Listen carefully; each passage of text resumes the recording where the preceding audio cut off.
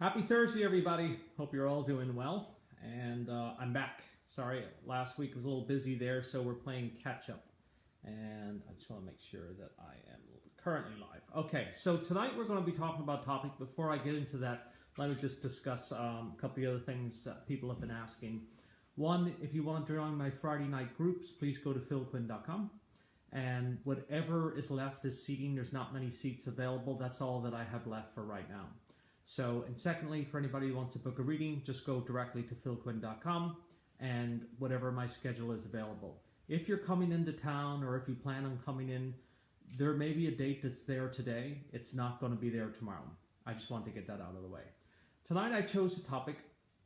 Hi everybody. Tonight I chose a topic that I wanted to discuss. It's been on my mind because there's been many reasons it's been on my mind, but most importantly, I felt that it needed its own segment. And I wanted to talk about was the transition of the soul. And the transition of the soul in many different forms. And the soul can transition before it comes to earth and after it comes to earth. So what I mean by that, oh, by the way, Jasper is not here tonight, so I'm by myself. So what I mean by that is, how can the soul transition before it comes to earth? Well, I mean, as people know, souls pass in utero, and then souls pass after that. But what I want to talk about is the process and what happens. What I want to discuss is what goes on with this soul. Where does it go? What happens? How is it taken care of? And what's even going on over there? And it took a while for me to get my head around this, because throughout my career, I have witnessed young souls pass over. I've witnessed older souls pass over. I've witnessed many souls pass over. But every time a child comes into the room and it's a little soul, it always glows. It's always filled with light. It's always filled with this beauty, and it's really remarkable. And if the soul dies young, it's either with a family member or it's with an angel. Because there are souls that die before family members have passed over or significant family members that have passed over. So what happens is there's actually this cool thing that happens on the other side. Other souls that died early or left the earth early, depending on whatever their circumstances are, then prepare for other souls coming over, and they help each other.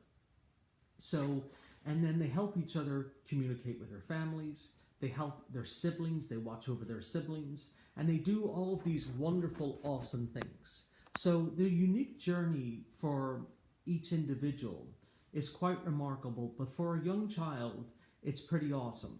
So, and what I mean by awesome is it's very powerful. There's angels that swoop in, there's family members swoop in, there's all of this.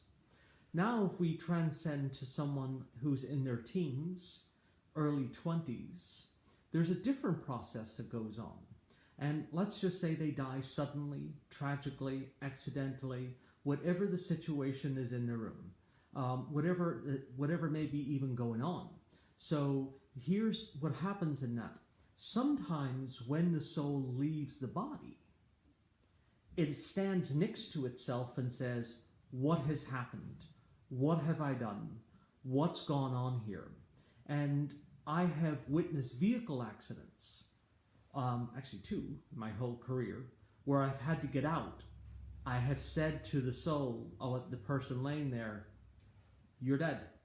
And I don't mean to sound frank, and they're in shock because they don't understand how they're seeing their body, yet they're standing over the top of it. They're very confused. Thank you everyone for the birthday wishes. So, and what they're doing is the soul is slightly confused. So what happens is in that process, it tends to not cross over right away. If the soul dies quickly or tragically, what it does is it reaches out for the person that was closest to it or the person who is most available to it. So what it does is it immediately transports itself to the person there, who mother, father, sibling, whoever it may be, to let them know, I'm here and I'm with you. That process goes on for about a year. So, and what I mean by that is the soul tends to stay around us for about a year or so when they were younger, because they're trying to let the family members know, I'm here with you and I'm with you and I haven't left you. And again, there's no hurry, they're not going anywhere, so they can stay within this realm, on this plane.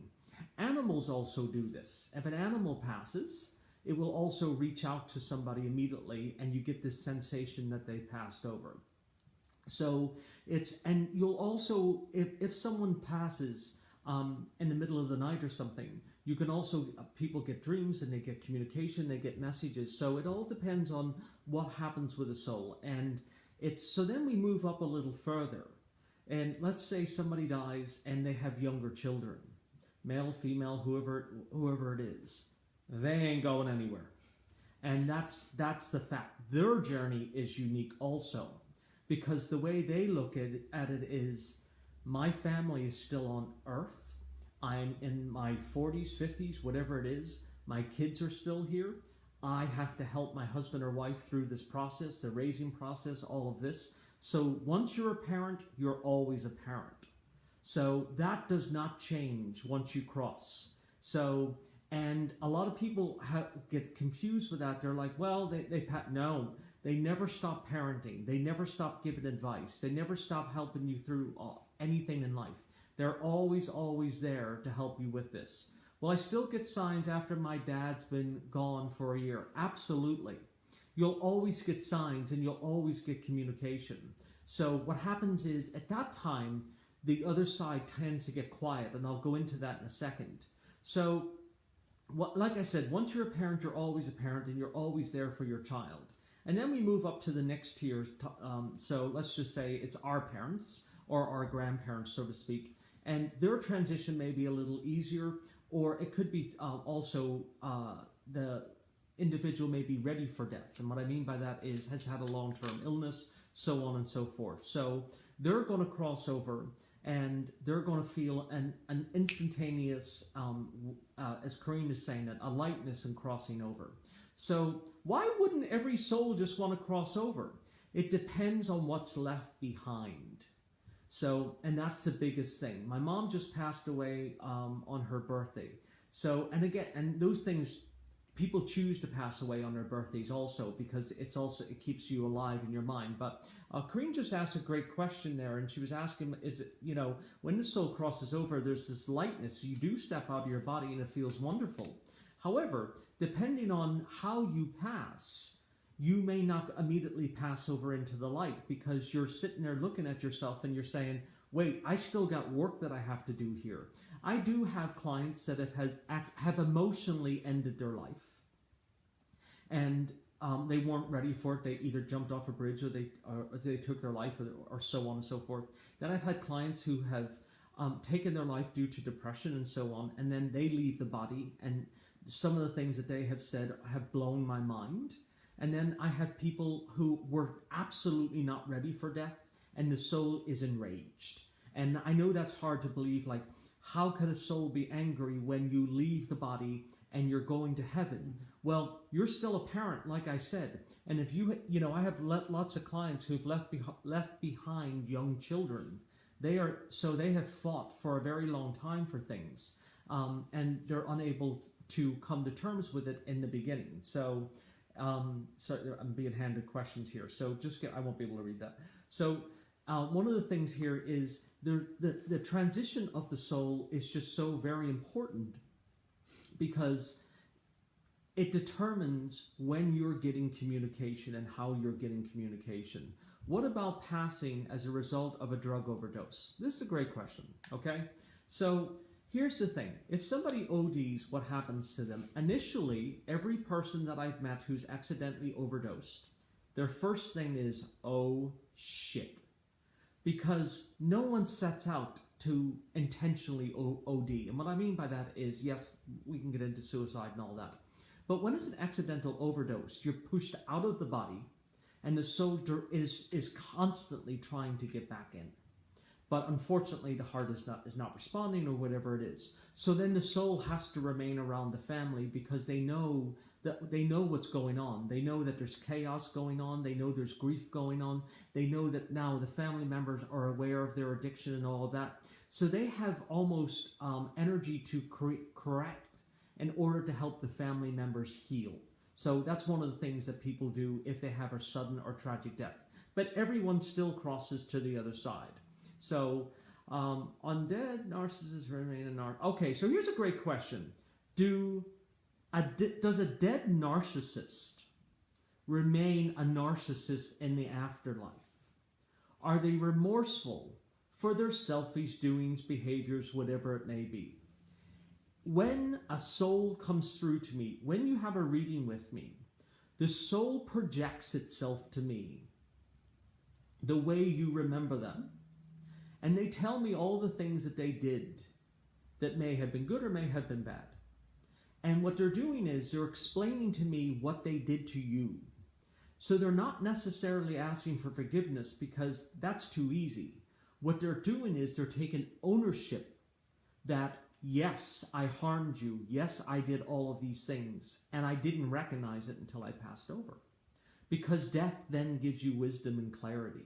So that's what happens. So they don't remain narcissistic on the other side. They don't remain bad. They don't remain any of this. So, but what happens is in the soul review, they do have to address some of the things that they're done. What happens to a soul if the child or the individual crosses before their parents? And I mentioned that either grandparents or angels are going to take care of them, but they're always taken care of. There's always somebody with them, and there's always somebody around them. No soul is ever alone. Is the process crossing over scary? So when you cross over to the light, is it a scary process? So is it terrifying? And for some people, yes, it can be, but for a lot of people, it's a beautiful thing. And what I mean by that is that the light is soft, it's gentle, and every single soul that I've known has been pulled into it. The only souls that I know who don't go into it are the ones that say, I'm not ready to go there yet, I know what I have to do, and I'm going to stay here for a while. So that's the only difference with that. Can you still receive signs after 10 years? Absolutely. Again, when you lose somebody who loves you, adores you, it never stops. Doesn't matter how long they've been gone, for 10 years, 20 years, they're always with you. They're always going to give you communication. Someone's asking me, what's it like on the other side? The best way I can describe the other side to anybody is it's like Earth without the violence, the war, the pollution. There's no disease, there's no nothing. So it is completely peaceful. You cannot be harmed, but you can eat, you can drink, you can do all of these things. You can hold a flame to your hand, but we're all energy. So it's important that we know that energy is indestructible. The soul comes here because what it wants to do is learn and evolve. Some people ask me, Phil, why would a soul choose to leave early? Some souls come in knowing that they are not going to be here for a long time. Some souls come in with diseases. Why would a soul come in with a disease? It helps us advance medicines. Some souls recycle very, very quickly, and that's one of the reasons why they come here, because that's some of the things that they choose. Some souls choose to come in for a long period of time because they're old souls and they want to be teachers or wisdoms or whatever it is. So it's all up to the individual. I'm being handed a question. So do the young continue to grow on the other side? So here's the weird part about this. Again, I don't make the rules, so I'm only repeating to you what I have been shown. So this is not like I read this in a book.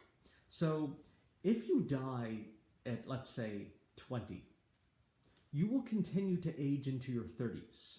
If you died at 60, after I'm doing your reading, the soul goes back into its 30s. So it continues to age for some reason, and it looks like it's in its 30s. And then after I talk to it, no matter its age, it'll go back. That's one of the things I cannot tell is time. I can't tell when a soul passed because they all look like they're in their 30s. It's a very weird thing. So I've read about the halls and the different buildings. Truth behind that, Karen, 100%. So if you cross over, can you come back? Or once you go into the light, can you come back? So once you cross over, Here's the difference. If you're earthbound, meaning that Phil chooses not to leave this room because this is my office that I'm in. Let's pretend this was my house. If I choose to stay in this room, I will feel everything that's going on. I will feel your grief. I will feel your sadness. I will be there with you. I will try to help you through this. I will love you. I will do the best that I can to communicate with you. Once I cross to the light, I can still communicate with you, but I don't get the same feeling. And that's why a lot of souls initially don't pass over, because they're trying to help you through the grief process. So I hope that makes sense to you all. And the reason why they do that is because anybody that knows this, grief is a very long, horrible, horrendous journey. So how will we recognize them if they're in their 30s and you know them if they're in their 50s or 60s? So Jenny, thank you for asking that question. When you come in for your reading, or I do a reading, they project themselves the way you remember them. About 30 minutes through the reading, they then go back to their regular form, so which is in their 30s. Nancy's asking, hi Nancy. Nancy's asking, what happens when someone takes their life? So everyone crosses to the other side. There's many circumstances to suicide. So, and some people are in horrendous pain, some people can't manage it, some people can't live with it, and all of this. So, but to my knowledge, every soul that I've ever met who's been in that situation has passed to the other side, or does pass to the other side. See, remember, the other side is made up of levels. So if you think of it as 1 through 10, I'm here, I'm at level 1, I'm a new soul. I've told you this since I've been doing Facebook Live. So in order for me to get to level 2, I must accomplish this contract. That's why I work very hard at what I do. So I don't want to redo this. So in order for me to go from 1 to 2, I have to accomplish the things that I've set up. And hopefully when I get to the end of my contract, I'll be able to look back and say, I mastered a lot of that, or I conquered a lot of that. I'm sure there's still going to be a lot that I didn't. So, but that's just the way it is. So I understand that people believe, regardless of your religious belief, that if you end your life, you're doing whatever. But to my knowledge, everybody who I've ever met passes over to the other side. And we've had long conversations with those souls. I have. And they tell me about the process and all of that. Does everyone get a life review? Oh, yes. Oh, yes. Karen, there is no getting out of a life review. Everyone gets a life review. When you cross over, you get the life review. You have to get the life review, because that's the only way you can look back and say to yourself, what was that all about? What did I really learn? How did I grow? Was it wonderful? Was it this? Was it that? But everyone gets a life review. There's no way around it. I think it's in the disclaimer when you sign Coming to Earth. I'm pretty sure. Hi, Phil. Can you please tell me what my dad's doing on the other side? That's a great question. So he's been in heaven since 2004. Lisa, thank you for asking that question. I'm not able to read you on here. There's too many people asking questions about what do people do on the other side? They do the things that interest them. They also do the things that, like their hobbies, their careers, or whatever the things that they really enjoy. That's what they do on the other side. And they also wait for us to pass over, because then again, once we pass over, we tend to reincarnate together. We tend to come back again together. We tend to come back as families together. So they wait for us on the other side. So why does the church not agree with your work? Well, Bill, I'm not sure I agree with the church's work. And that's where I'm going to leave that. So, okay. Is there a hell or a purgatory? Hey, Bill, this is a great question. The Catholic Church did away with purgatory, I think, 6 years ago. And I've never, ever seen hell, except for the one that we create. That's just me. Like I said, I'm straight shooter. I'm telling you the way it is. I've never seen anything in hell except for the hell that we create. That is the only hell that I've ever seen, or the hell that we put ourselves in, or people put other humans in. But I've never seen a place where there is a pitchfork and so on and so forth. And I know everyone is going to be like, Phil, I'm really disappointed to hear that. But remember, the soul review is hell, because you are faced with the reality of what you did. It's worse, because you have to relive it and replay it and feel it and all of that. My fire alarm keeps going off. Is that my loved one? Perfect sign. Fire alarms going off is a perfect sign for the other side communicating with you, because what they do is they're able to play with electronics. And when they're able to play with electronics, it's the most easiest way for them to say, hey, I'm here, I'm in the room. My dead husband had many secrets. He had a double life. Is he confused? So that's something that happens in the soul review. And the soul review goes through that, where somebody looks at that and says to themselves, okay, I have to address whatever it is. Again, it's not a matter of confusion, but a matter of what the soul came here to do. Just because somebody does something that you don't understand doesn't mean it's not part of their contract. We don't have to agree with something that everybody else is doing. Each soul is unique and different. So, and that's something that a lot of people don't understand. So I understand you agree to a life contract, but at the time frame, valuable, blah, blah, blah. So, or so when we agree to the contract. Okay, so Barbara's asking here, I understand you agree to a life contract, but is the time frame valuable when you agree? Yes, absolutely. So you don't come back to this planet unless you have something that you wanted to learn. So you do not come here. The time frame is essential. So, and overlapping, your contract will always overlap with another person that you're supposed to meet, another event that you're supposed to cross, another thing that you're supposed to happen. It is always going to take place like that. Carrie's asking, do they have jobs in heaven? Absolutely. There are young souls that help other young souls pass over. There are older souls that help teach young souls that have passed over. Everybody has a job. They're not put into labor. But you have to keep in mind, there's also endless souls being recycled, because there's souls going out, there's souls coming in. So yes, there are many souls, but it's not like it's a cramped space. It's infinite, so it can do whatever it wants. Let's see what else I got here. So thank you. Okay, my ass passed 2 weeks ago. Blah, blah, blah, the other side, she's lingering. So no one really lingers, guys.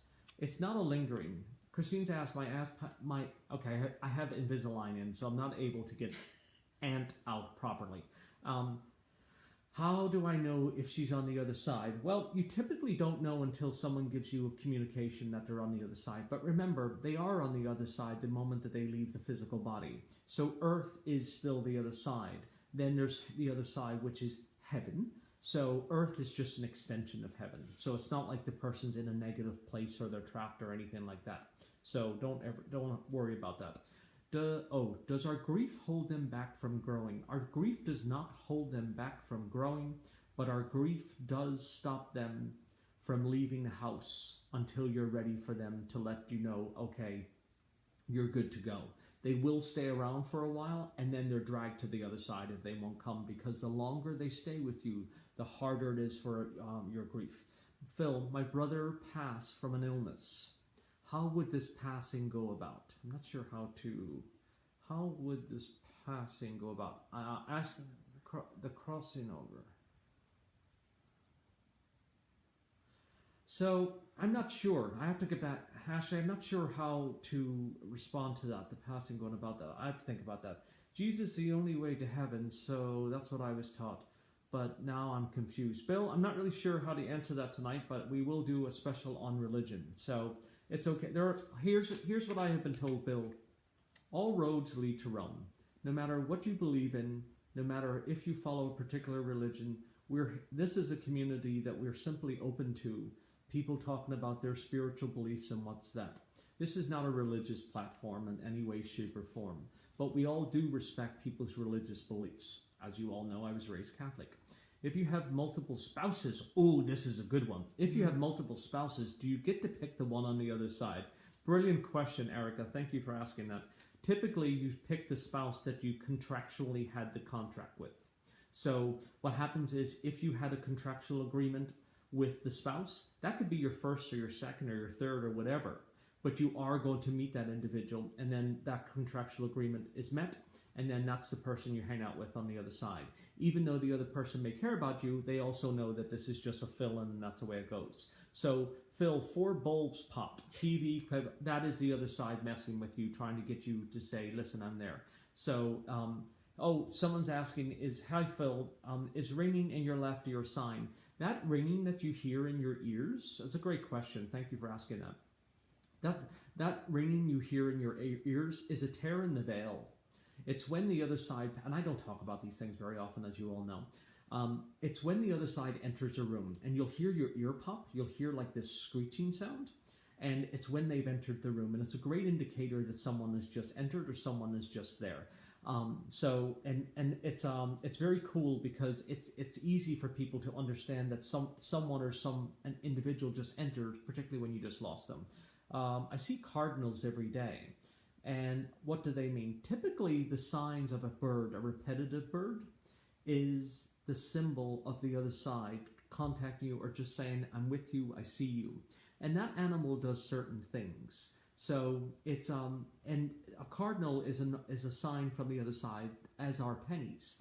And again, these are all the souls that are leaving these things for us. Young souls do this. Actually, young souls take things because they play little games. So they take stuff and they move it and they play with it, and they also still play with their siblings. You have to keep that in mind.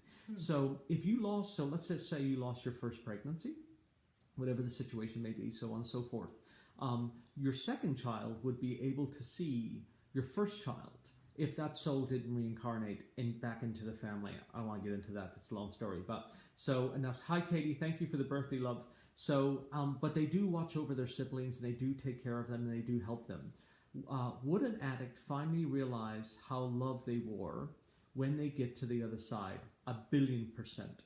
Remember, the addiction has the person blinded to reality. The disease, alcoholism, drug addiction, cancer, whatever it is, has a person held captive. Once I leave this physical shell, all information, everything that was blocking my truth is all of a sudden revealed, is all of a sudden removed from me, so I'm able to see what's going on. So yes, once you cross to the other side, you are given clarity about your life.